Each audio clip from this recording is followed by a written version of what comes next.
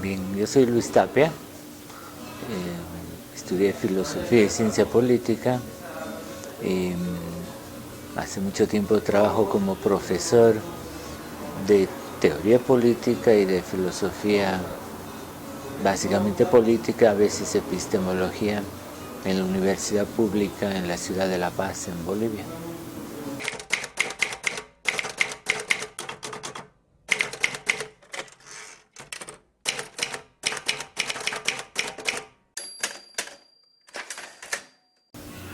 Tiene un antecedente que es una vieja preocupación por el tiempo.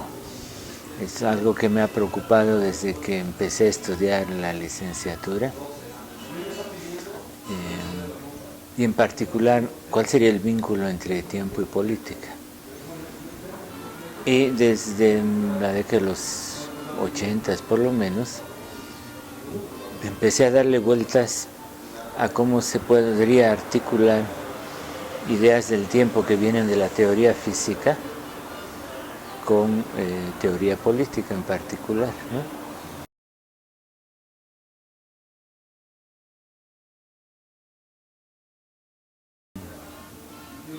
Bueno, eso tiene que ver con articular la idea básica de que todos existimos en el tiempo, ¿no? Como seres naturales, biológicos. ¿No? Nacemos, crecemos, morimos, o sea, estamos en movimiento.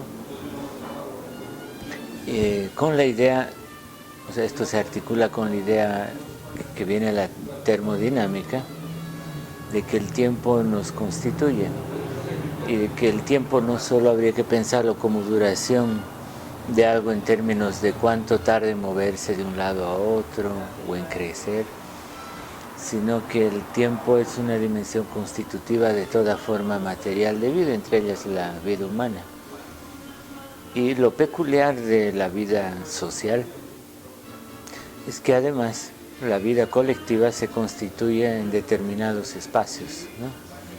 O sea, las relaciones entre los seres humanos se constituyen a la vez produciendo un espacio social, y eso en tiempos, ¿no? Es decir, es una historia, además, un tipo de movimiento.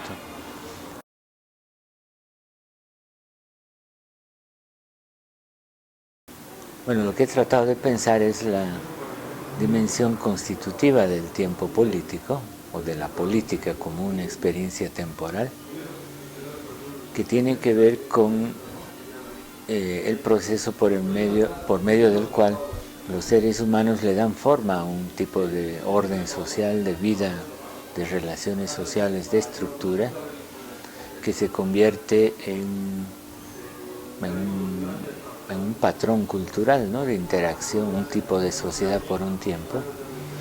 Y eso a la vez es la producción de un espacio social, una forma de transformar la naturaleza para generar condiciones de reproducción de la vida social.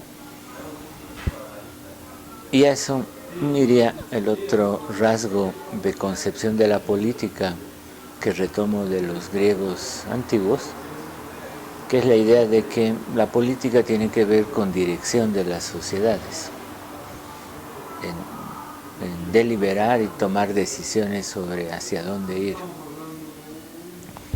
Y la principal decisión es primero sobre qué tipo de orden social se va a producir, ¿no? En qué condiciones estructurales se va a vivir. Y con eso tiene que ver lo que más adelante yo llamaría la primera dimensión geopolítica,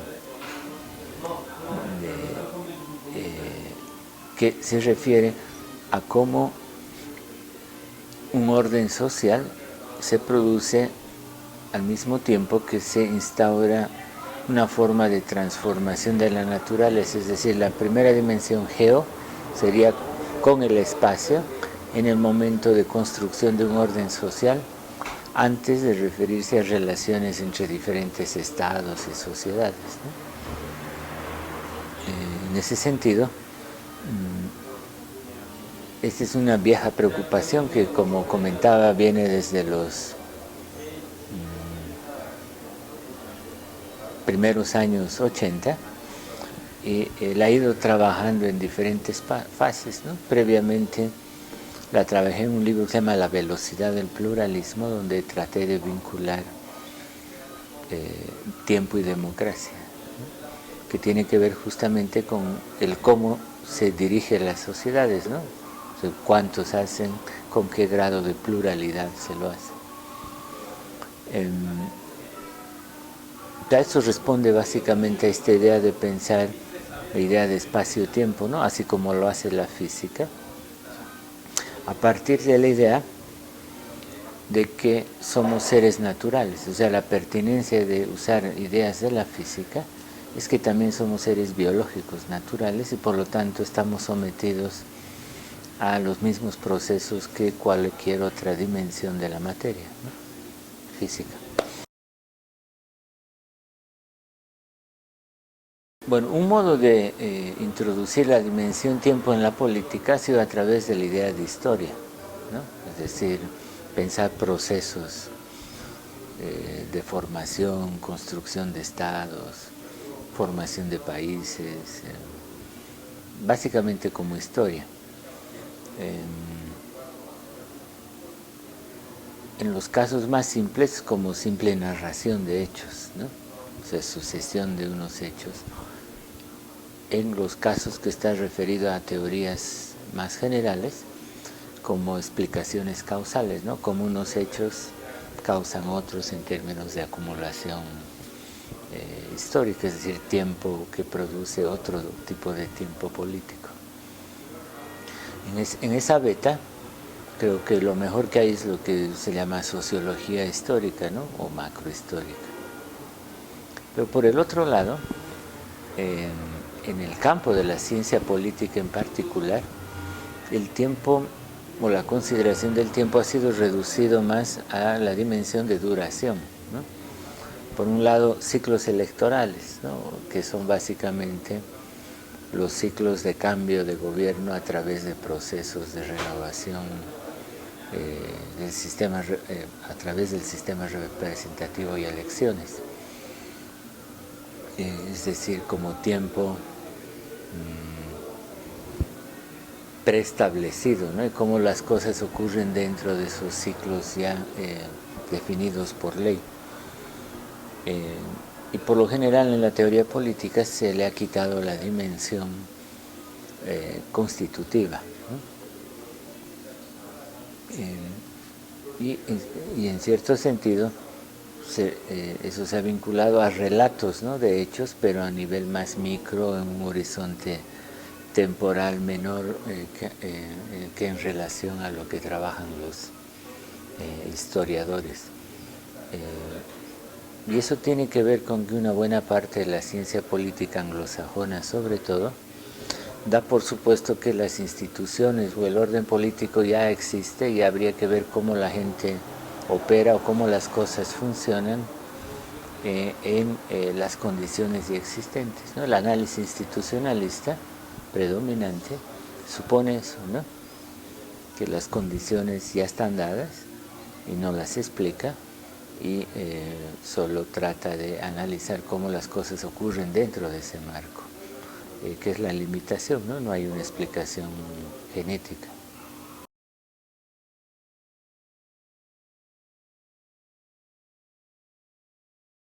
A mí me pareció que la idea de forma primordial tiene mucha fuerza enunciativa.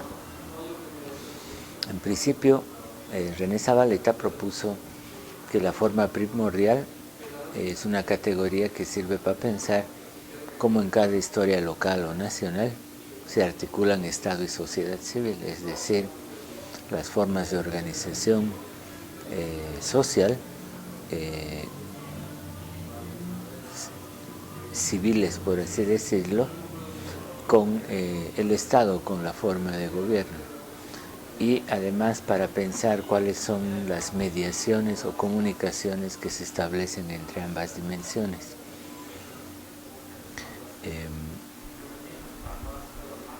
Eso que es un esquema un poquito ampliado de lo que está presente en la teoría política moderna, esta distinción Estado-sociedad civil está desde los primeros teóricos modernos, sobre todo luego en Hegel y está en Marx. Yo la he usado para ampliarla y abordar la dimensión que yo llamo multisocietal, o el hecho de que existen países en los que existen varios tipos de sociedad en el mismo territorio, producto de la colonización. Y en ese sentido, amplié la noción de forma primordial no solo para pensar la relación Estado-sociedad civil, que es la condición moderna, en sociedades o en formas sociales comunitarias no existe tal distinción. Y por lo tanto, la segunda dimensión de la noción de forma primordial sería pensar la relación de la forma moderna con formas no modernas o con otros tipos de sociedad que existen en el mismo territorio, que sería la dimensión multisocietal. Y la tercera dimensión es la que yo llamé geopolítica, también dentro de la noción de forma primordial, que es la relación de cada una de estas formas de sociedad con la naturaleza, o visto en movimiento, cuál es el proceso de constitución y reproducción de un orden social en relación al modo de transformación de la naturaleza en las que ocurre, ¿no?, la producción y reproducción de un orden social. Esta es la ampliación que me sugería la idea de forma primordial, que es siguiendo una otra idea del mismo René Zavaleta, que es la idea de abigarramiento, ¿no? La idea de que en países multisocietales lo que hay es una sobreposición desarticulada de varios tipos de sociedades y modos de producción, concepciones del mundo, estructuras de autoridad. Y, digamos, ya desarrollado analíticamente, la idea de forma primordial permitiría por lo menos abordar esas tres dimensiones.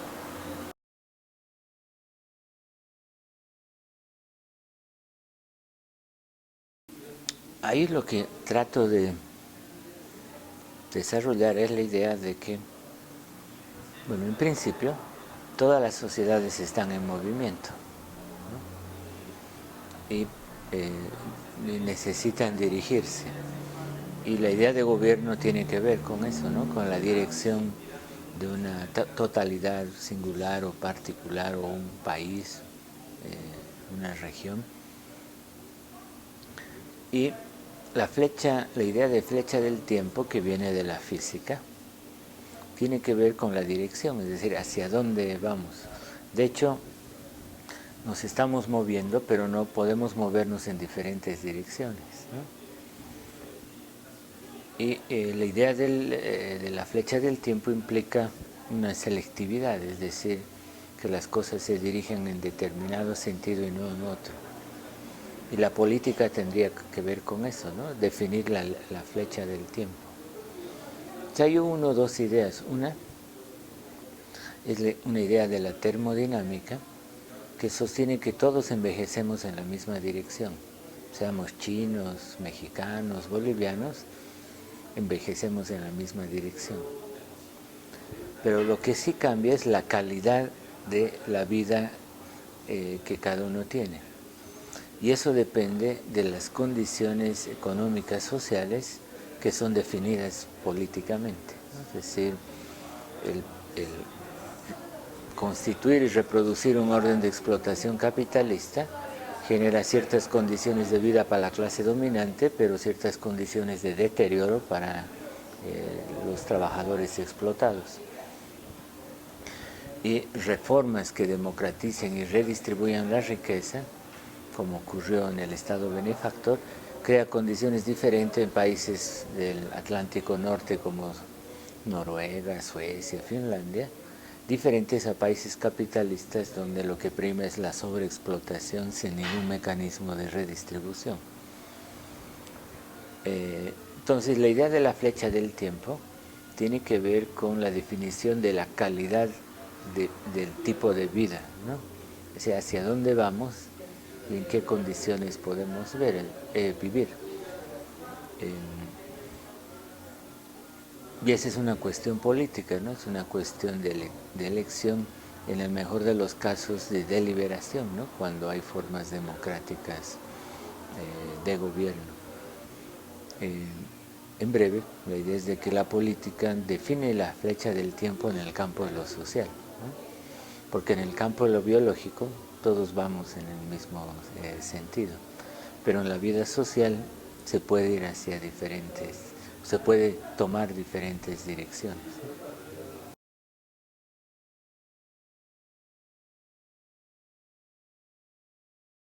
Hay también, retomo una idea de René Zavaleta, que distingue dos tipos de civilización, que serían dos tipos de tiempo histórico. Por un lado, él distingue lo que llama civilización agraria, que sería un tipo de tiempo histórico, es decir, un tipo de forma de organización de la vida social que se caracteriza por seguir las estaciones de la naturaleza. Esto en base a la invención de la agricultura. Primero, observando la naturaleza, se puede o se llega a pensar cómo se puede hacer que la naturaleza ofrezca más bienes que hagan posible reproducir la vida o inclusive ampliar las condiciones de bienestar. Y en una civilización agraria, casi toda la vida social y política gira en torno a los ciclos estacionales de la naturaleza, ¿no? Por lo general los momentos de cambio de gobierno, los ciclos rituales religiosos coinciden con los cambios de estación, ¿no? De siembra y de cosecha sobre todo. En cambio, bueno, el último rasgo de eso es el hecho de que culturas agrarias por lo general tienen concepciones cíclicas del tiempo, precisamente por todo lo anterior.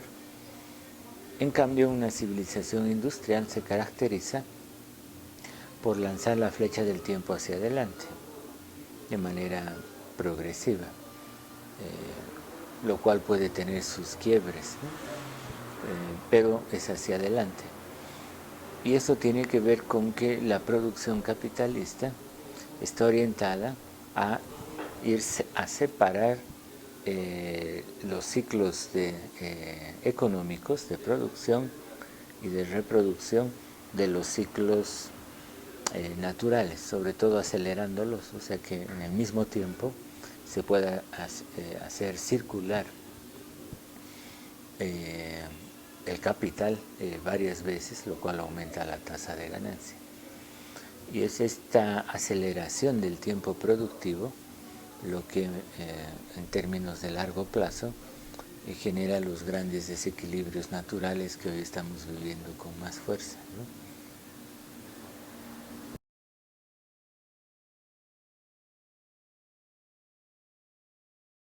La idea de naturaleza,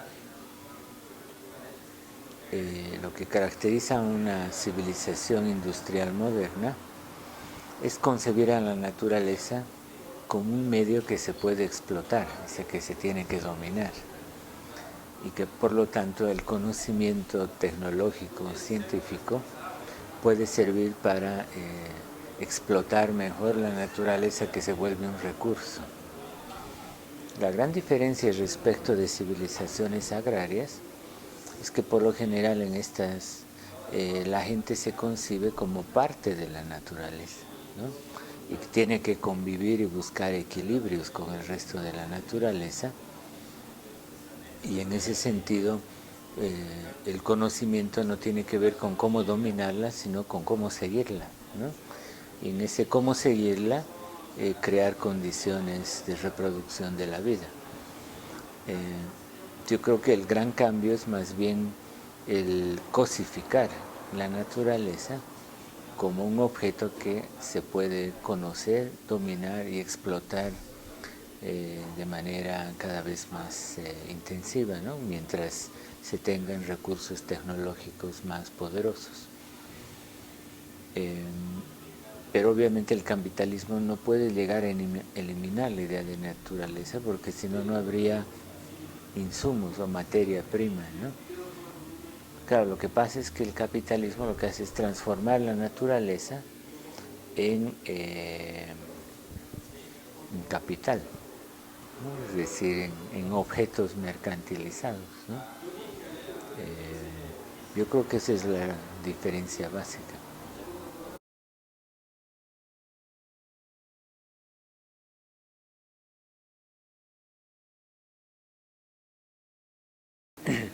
Bueno, la idea de intergubernamentalidad se vincula a dos cosas que he tratado de articular y desarrollar en ese texto. Por un lado, el ampliar la escala de la teorización sobre la democracia y el gobierno en general. En la antigüedad griega, la teoría política se pensaba, y la idea de forma de gobierno, se pensaba en la escala polis, es decir, como algo que define una unidad interior o en sí misma. En tiempos modernos, la teoría política y las nociones de forma de gobierno también se definieron en la escala del Estado-Nación. O sea, no toda la realidad, sino solo una unidad política que a la vez se pensaba que no era la única, ¿no? Y obviamente, tanto antigua como modernamente, se sabía que habían varios estados y varias sociedades, ¿no?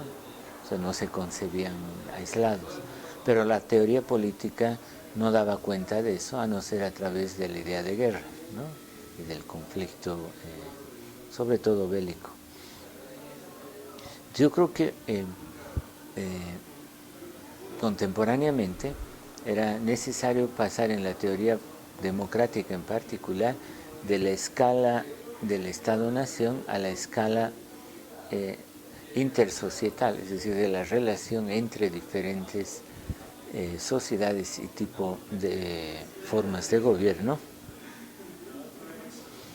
Pero eso lo pensé a partir de la condición multisocietal, en particular pensando en Bolivia en principio, donde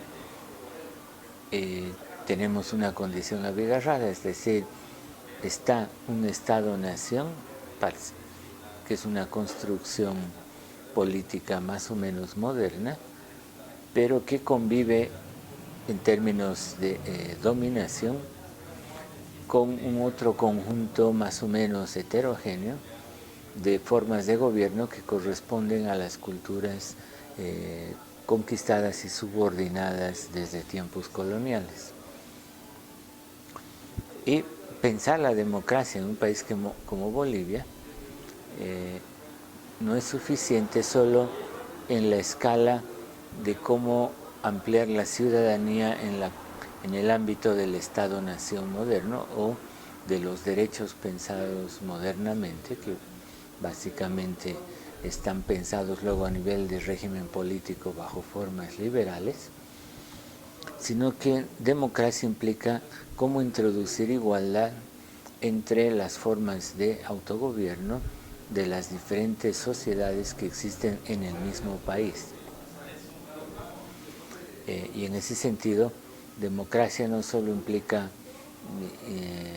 declarar la igualdad de todos los ciudadanos bajo el patrón moderno de derechos, sino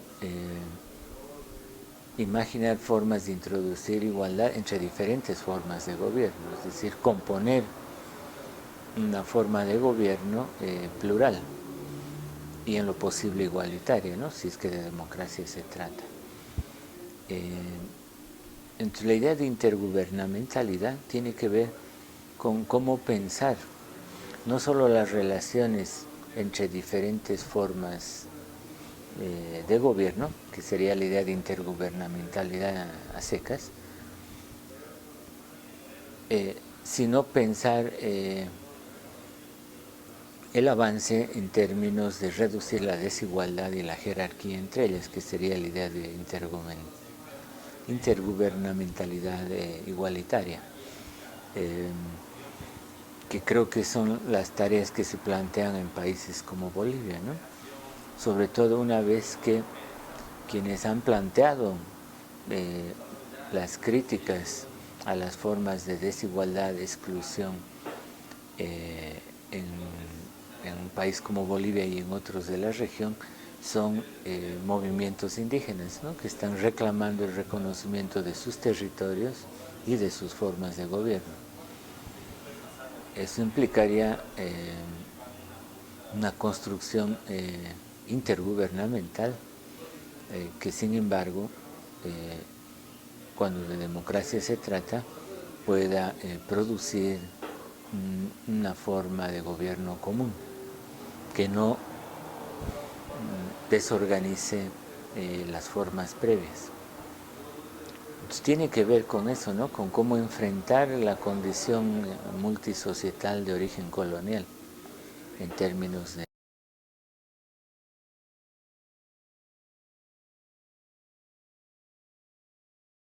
Por un lado decía que la primera dimensión geopolítica la pienso no como relación entre estados, sino como relación entre orden social y naturaleza, ¿no? Pues en el momento constitutivo de un tipo de orden social y político.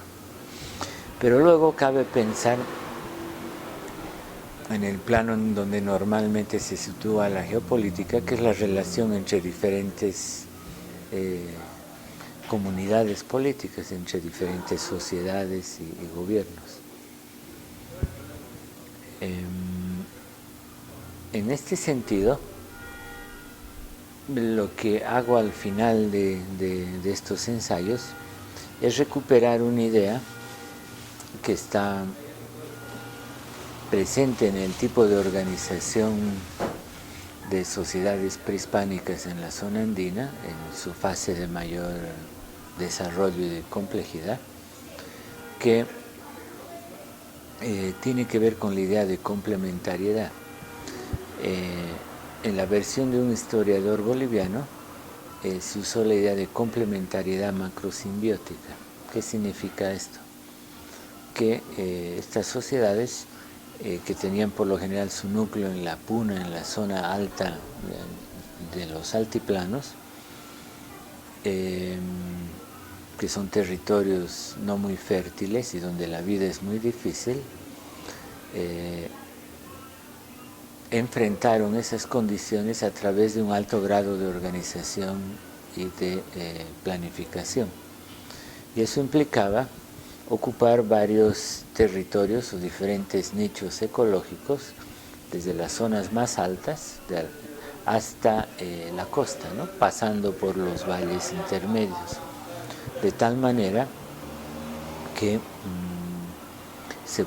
la gente de la misma sociedad pueda tener acceso a bienes de la costa como pescados y otros bienes marítimos de origen, como también a productos que vienen como la lana y carne de llama y otras cosas que son de la altura y de los valles intermedios. Y hacían circular los bienes entre los diferentes pisos ecológicos. Y eso implicaba organización y planificación, que no era por la vía del mercado, ¿no? Entonces, en esta idea de una geopolítica de la complementariedad, yo pensaba que una alternativa al mercado capitalista es pensar en un tipo de intergubernamentalidad pluralista que piense una redistribución o complementariedad macrosimbiótica a través de lo que hoy llamamos estados-nación, que no se haga por la vía mercantil, ¿no?, sino a través de otros criterios de justicia distributiva y de, aunque sea repetitivo, de complementariedad. Bueno, eso es algo que lo pienso a partir de uno de los rasgos del tipo de complejidad que contenían las formas prehispánicas de desarrollo de complejidad.